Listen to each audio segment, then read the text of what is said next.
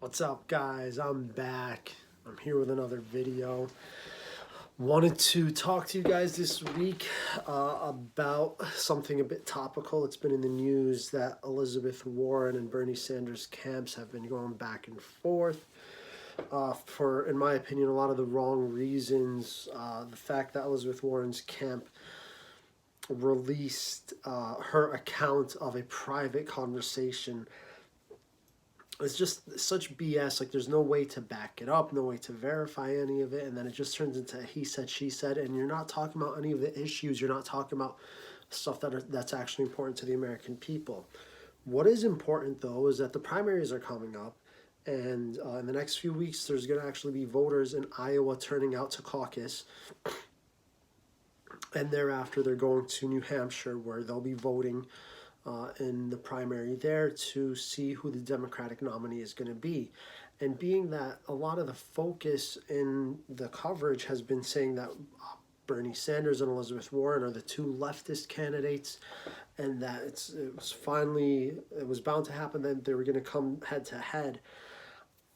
People have not been able to see the actual differences between these two. And so the reason I'm creating this is to let you guys know that there are real substantive differences between them. I could have gone into, say, talking about, say, their education plans or their environmental plans, but a lot of this stuff, yeah, they're both progressives, and so a lot of what they want to do with the environment or with education, it can be argued for, one way versus the other. I didn't want to get into that tit for tat. What I did want to do was show you how, at the core, the way that they think, the way that they structure certain plans, like their healthcare or other issues, that there are major differences and repercussions for whoever they're going to be, for us, because they would be serving us as citizens. So I did want to get into the real substantive stuff that actually matters and where they differ. I'm going to go through it in a five category way. I'm going to be talking about their overall approach, their philosophy to governing, their appeal, who are in their respective camps, the way that they're planning on doing their fundraising, or that they have done their fundraising in the past. And then I'm going to go into their healthcare plans and their foreign policy plans.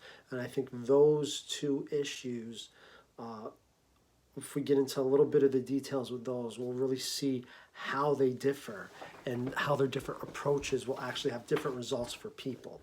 So let's just get into it. So I want to talk about their overall approaches. Let's start off with, and before I start, sorry, I just want to, again, be completely open that I am a Bernie Sanders supporter, 100%.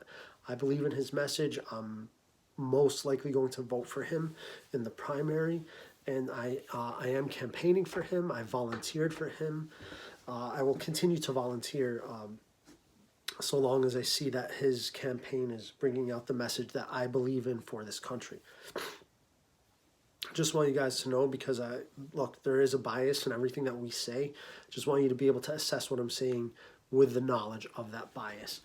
But let's go into their overall approaches. Elizabeth Warren's approach,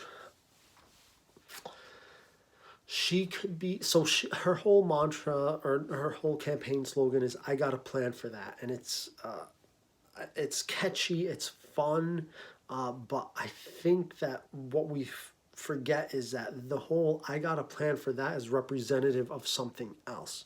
And I got a plan for that means that she wants to have more regulation, more rules, more restrictions that amend the current system and policies that are already in place in order to meet the needs of the American poor and working class.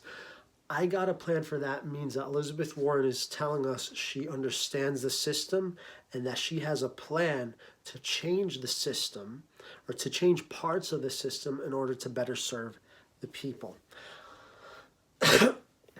In addition to I got a plan for that, there was one thing that she said at a CNN town hall that I think is very revealing to her general philosophy with governance. And I think it was a CNN town hall, they had asked her about whether she thought it was fair that New Hampshire and Iowa, being that they are overwhelmingly majority white states, were the first states in the Democratic primary process to vote, thereby paving the path for the rest of the nominating process, kind of giving the skew towards the values of white voters versus voters of color or other populations. And her response to it was, she looked at the moderator, she said, "Look, I'm just a player in the game."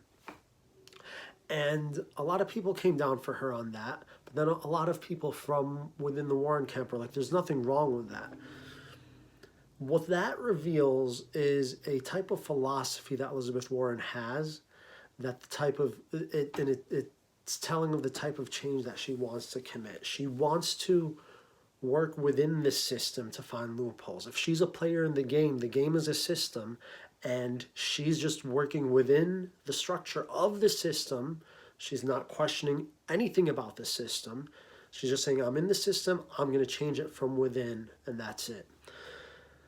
So she wants to work within the system to find the loopholes, and then she wants to exploit those loopholes to benefit her own values. And look, I do think she is someone that, generally speaking, with exception here and there, but generally speaking, I think she does try to serve the American poor and the working class. She's gone like on and on. Her whole mantra in the campaign is to say that it is the corruption. She's calling out the corruption of Wall Street, the corruption of Big Pharma, the corruption of the fossil fuel industry, the corruption thereby those industries have in the government, that it's the corruption. It's not the inherent system, but the corruption within the system that she wants to change. So it's what we call a very technocratic approach. She has this kind of understanding of the entire system and then points to say where the system is messed up here and here, and this is how we tweak it, this is how we're going to fix things for people.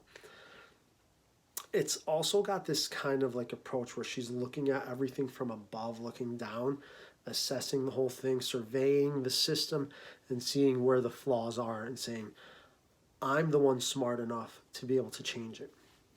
Versus the Bernie Sanders overall approach to governance, to politics, to philosophy, his philosophical approach to all of that is that he believes in overall structural change, the upheaval of the actual system. And he wants to have a structural change that undermines and replaces the current system and policies in order to meet the needs of the American poor and the working class. And it's being led by the American worker. What he does is he listens to what workers are demanding in all industries. He listens to Walmart workers when they say that they're not getting paid enough. Amazon workers when they say they're not getting paid enough. And he goes on the picket lines with them, he goes protests with them, and he basically amplifies their voices. And in talking about it, he calls out the actual system, rather than saying it's just the corruption within the system, that there are a couple bad apples working in the system. He's saying it is the system that is the bad apple. The system is inherently corrupt, and we need to change the system. So that's the difference. Elizabeth Warren it is the corruption in the system. Bernie Sanders is saying it is the system. That is their overall approach. And being that they have these two approaches, what they end up doing then is they end up attracting different kinds of voters. If we look at the Elizabeth Warren camp, people that are attracted to Elizabeth Warren, people who are attracted to the message of it is the corruption, I think it's fair to say that these are very well-intended people. You don't look, anyone who supports Warren is not an enemy of mine. I see them as someone who is also committed to the fight against corruption and greed in this country. But they are attracted to the technocratic approach that she has inherently because they have benefited from the system that's already in place.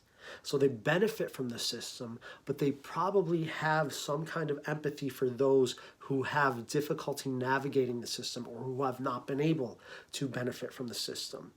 So they believe that the system can be modified. And they believe it could be modified to be kinder and more inclusive. Like we could bring more people within. We could change the system so that it helps more people, not just white people or people with money, or so this kind of people who have benefited from the system, they are people who are more of the, I guess, professorial types. And I'm not just meaning college professors, but people professorial in that, hey, I have a lot of knowledge about something, I understand this entire system, and I can help tweak it from here and there because my knowledge, my superior knowledge, is able to get me to the place where I can change things. You're going to have more managerial types, people who hire workers, who are in charge of corporations, and you're going to have people who are more likely to be white and more affluent, wealthier probably, and in that too, college graduates. Let's face it, college graduates, though a lot of us have had struggles and a lot of us do support Bernie Sanders, just having a college degree does benefit us a lot within this system. There are plenty of exceptions though.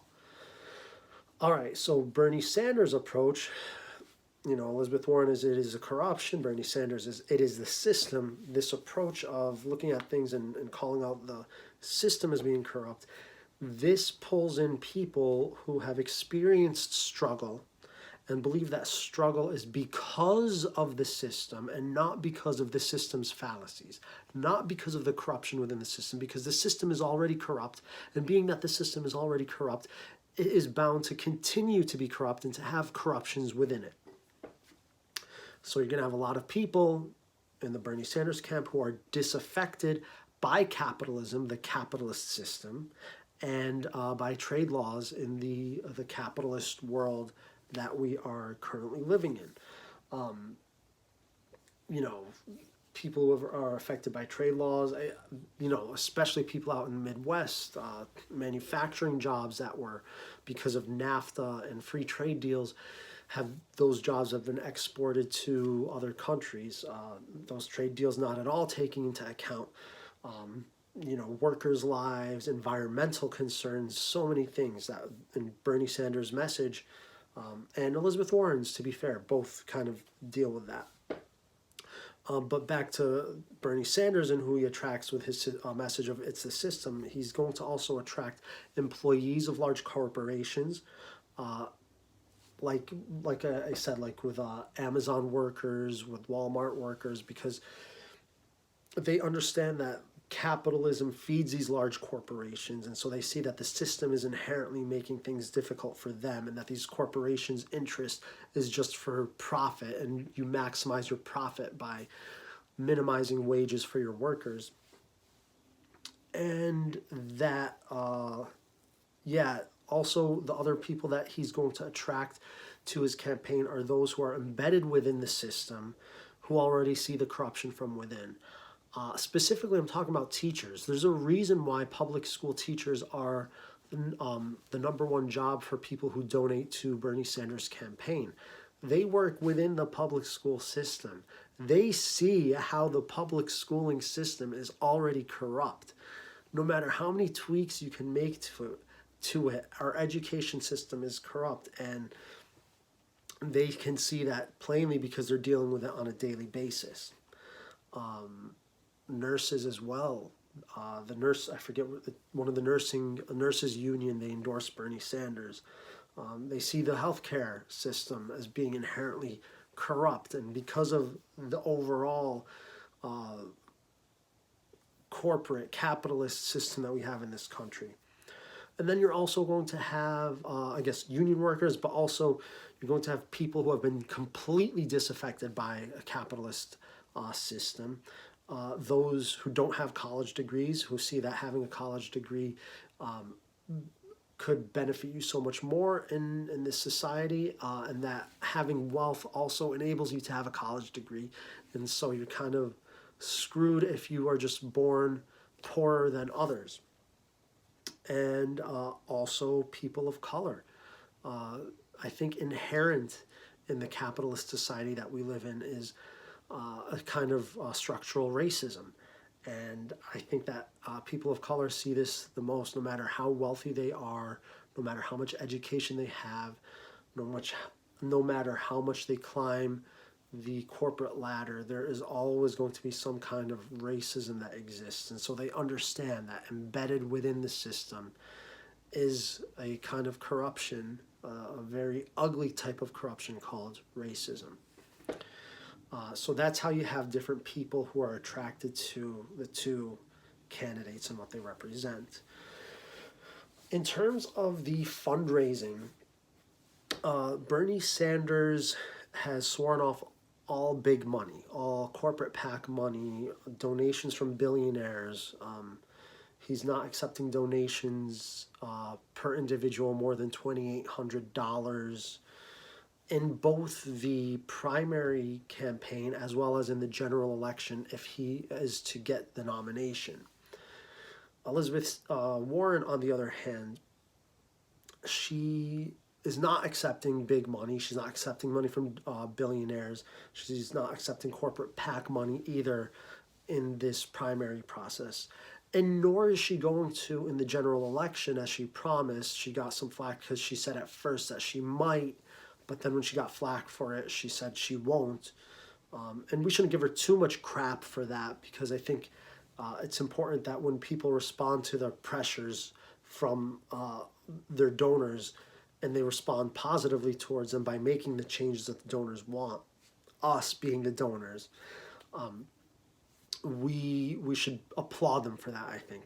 But with exception here, because Elizabeth Warren did say she will be open to accepting money from the Democratic National Committee, from the Democratic Party. Why is that important to know? Because while Elizabeth Warren won't be accepting money from big pharma, from big financial companies, big banks, fossil fuel industry, you know who will be accepting money from them? You can definitely bet on the Democratic National Committee accepting that kind of money. So if they're accepting that money and then they're saying that they're going to be giving Elizabeth Warren money, she is really in turn accepting both the Democratic establishment and all the dirty corporate money that they've been accepting. This is a big problem, and this is why you see that the big machine, the media machine, the Democratic National Establishment machine, they're all getting their wheels in motion to go against Bernie Sanders, because he does not want to play with them at all. He doesn't want to play nice, and he shouldn't, and neither should Elizabeth Warren. But she has said that she'll play nice. She has made every indication that she will play nice with them. And look, I think that having some kind of change is a good thing, but why go for Warren when you could actually get the real shit with Bernie Sanders? You know, and we see it in the way that they're going to be fundraising. So I don't know. I think it's super important. The kind of money they're going to be raising, their overall approach is important. Their appeal is important. So that's what I have to say about that. But I do want to talk now about two different topics where I see that their approaches and their philosophy really make a stark difference between the two candidates, and that is on healthcare and on foreign policy. Let's talk about healthcare first. Bernie Sanders and Elizabeth Warren have gone on record to say that they support Medicare for all. How they plan on getting there is different. Now, Medicare for all is an actual piece of legislation authored by Bernie Sanders, co-signed by numerous senators, and you could look it up. I've read parts of it. I haven't read the entire thing. It's very comprehensive, but I've read significant parts of it. And it talks about, one, what the healthcare system will look like in the United States if it is passed. And it also talks about how that is going to be implemented, how it will be funded, for as much shit as he gets about, oh, you haven't described how you're going to fund it, how we're going to pay for it. It's in the damn bill. Not only that, but no one ever asks a damn question about, okay, if we go to war with Iran or with any other country, how we're going to pay for that, or where we got the $738 billion to for national defense for the next for this fiscal year. It's insane. No one ever asks how we fund those things, but they always ask, oh, how are we going to fund Medicare for all? I digress. But anyways, the Bernie Sanders Medicare for All plan will do away completely with premium payments. It's going to do away completely with deductibles, with co-pays, with co-insurance. All of that will be taken care of via taxation. It will be I believe, a 4% tax on anyone making $29,000 or above. For me, my healthcare costs will definitely go down. If I don't have to pay my premium, which is super expensive, and then I have a very high deductible, I have co-payments even paying the premium and the deductible, I still have co-payment, once I get past the deductible, I'll still have crazy co-payments. I'll for sure be paying less, and I'll be able to go whatever doctor that I want. And it gets rid of all insurance anyways, all private insurance. But anyways, his plan has a transition plan that's implemented right away. So he passes legislation saying the first week we're already within the transition plan to get into Medicare for all. No type of legislation needs to be done over again in order to implement the Medicare for All system. We're already in it because embedded within Medicare for All is the transition plan. So the transition plan will take it, everyone above 65 already gets Medicare for All, but it'll be lowered to 55, to 45, to 35, then to everyone. And finally included in it is going to be dental, I think visual, hearing, and I think he's been talking about, though I'm not sure if it's in the plan, long-term care. Will be taken care of, and that's a whole other issue, but I think it's important that people start focusing on long-term care, being that baby boomers are going to be aging, and we're going to have a very large senior population in the next 25 years. But let's compare that to Elizabeth Warren's healthcare plan, which she says she supports Medicare for All and philosophy, but the way that she's taking on her plan it is very technocratic, like you would assume for her. There's so many little pieces of it that need to get into place in order for it to be fully running. But what she wants to do is she wants to open the public option of Medicare for All first. So what this would do is that, okay, right now people get insurance through their employer, or they go on the exchange, or if they are very low income, they're on Medicaid. But there's so many different sources of healthcare, and opening a public option, basically what it would do, it would be an option for people if they don't want their employer's healthcare coverage. They could just sign up at the I guess during the exchange once a year, and then they could choose the government plan. It doesn't. The problem with that is that it still allows for the profit incentive of private insurance companies. And here's the thing.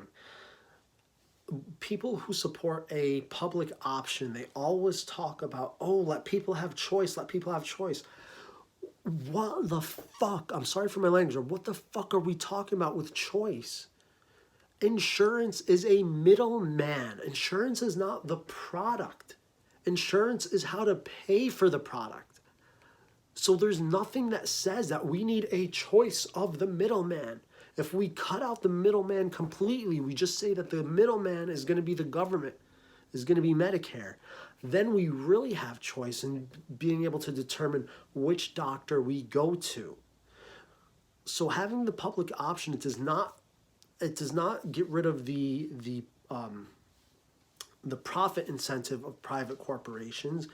It still ties your insurance to your employer, so people are still like, oh, I still have to work for this employer or whatever, or I have to be tied to an employer somehow. It still creates this hierarchy of medical coverage, and rather than just getting rid of it completely, does away with all of that. It's a single payer, one payer for health care coverage, and that's it.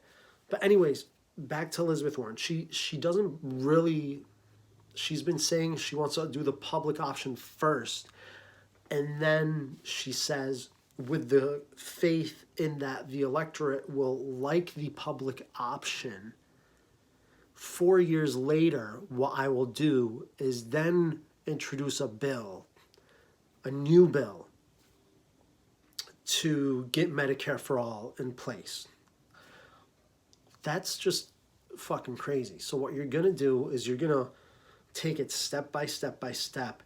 Let people pick it apart along the way. Let people go to the polls, elect more Republicans along the way. Let Republicans demonize this public option, which would be better, I'm going to say, than what we currently have. But it doesn't go far enough. You're going to let people to pick it apart along the way, demonize it like they did with Obamacare, and then have the possibility that 4 years later, we might not even have a President Warren. They might elect a Republican again. So it's just a technocratic approach that doesn't undermine the entire system. What it does is it signals to private insurance and to the healthcare, to the corrupt healthcare system that we already have in place right now, that she's not really going to shake things up. So I don't know. That's why I just see his way of doing it as much better. He's going after the entire system. She's saying, oh, there's little corrupt bits and pieces that we can change with little pieces of legislation here and there, and we could go at it in a technocratic way.